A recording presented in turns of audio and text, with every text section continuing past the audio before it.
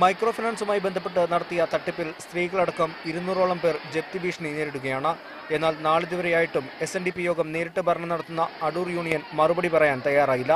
ഇതാണ് പ്രവർത്തകരെ ചൊടിപ്പിച്ചത്. കഴിഞ്ഞ ദിവസം വെള്ളാപ്പള്ളി നടേശൻ നേരിട്ടിടപെട്ട് അടൂർ യൂണിയന്റെ അഡ്മിനിസ്ട്രേറ്റീവ് കൺവീനറായി കൊണ്ടുവന്ന BJP നേതാവ് മണ്ണടി മോഹൻ പ്രസംഗിക്കാൻ തുടങ്ങിയതോടെയാണ് പ്രതിഷേധവുമായി നാട്ടുകാർ വേദിയിൽ കയറിയത്.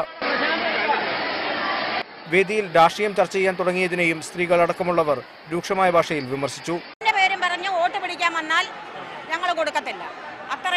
എന്നാൽ പ്രതിഷേധത്തിന് പിന്നിൽ CPM ആണെന്നാണ് SNDP നേതാക്കൾ പറയുന്നത്.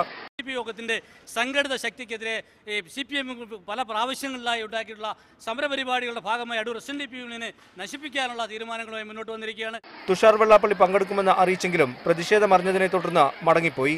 മൈക്രോ ഫിനാൻസ് സംബന്ധിച്ച സാമ്പത്തിക ക്രമക്കേടാണ് പ്രതിഷേധങ്ങൾക്ക് കാരണമായതെങ്കിലും രാഷ്ട്രീയ പാർട്ടി ഉണ്ടാക്കാനുള്ള വെള്ളാപ്പള്ളി നടേശന്റെ നീക്കത്തിന് ഇത് മങ്ങലേൽക്കുമെന്നാണ് വിലയിരുത്തപ്പെടുന്നത്. ക്യാമറ പേഴ്സൺ രാജേഷ് വടകരയ്ക്കൊപ്പം ടോബി ജോൺസൺ, മീഡിയ 1, പത്തനംതിട്ട.